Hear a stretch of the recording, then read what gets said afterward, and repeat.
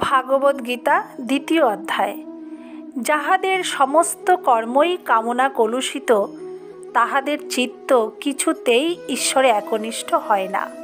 অনন্ত বাসনা তরঙ্গে আন্দোলিত হয়ে নানা পথে ধাবিত হয় এবং তাহাদেরকে ক্রমশই অধঃপাতিত করে। শ্রী ভগবান এখানে বলেছেন, যাহাতে চিত্ত ঈশ্বরে একনিষ্ঠ হয় তাহাই যোগ। তাহা কর্ম, জ্ঞান, ধ্যান, ভক্তি ইত্যাদি কেবলমাত্র ঈশ্বর প্রীতিই নিষ্কাম কর্মের উদ্দেশ্য। অন্য কামনা থাকে না।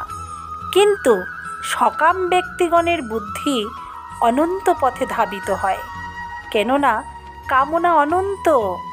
ইহকালে পুত্র চাই, ধন চাই, মান চাই, কত কিছু চাই, আবার পরকালের স্বর্গও চাই।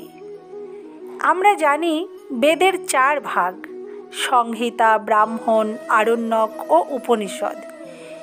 সংহিতা ও ব্রাহ্মণ ভাগ নিয়েই কর্মকাণ্ড হয় এবং আরণ্যক ও উপনিষদ ভাগ নিয়ে জ্ঞানকাণ্ড হয়। কর্মকাণ্ডে বিভিন্ন প্রকার যাগযজ্ঞের ব্যবস্থা আছে এবং বিহিত প্রণালীতে ওই সমস্ত কর্ম সম্পন্ন হলে স্বর্গাদি লাভ হয়। ধর্মকর্ম বলতে লোকে এই সকল কর্মকেই বুঝায়। শ্রী ভগবান বলেছেন, ওই সকল কাম্য কর্মে ভোগবাসনা বিদূরিত হয় না, বরং আরও বর্ধিত হয়।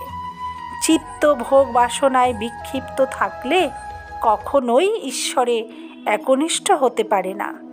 কেবলমাত্র নিষ্কাম কর্মেই চিত্ত স্থির হয়ে ঈশ্বরাভিমুখী হয়।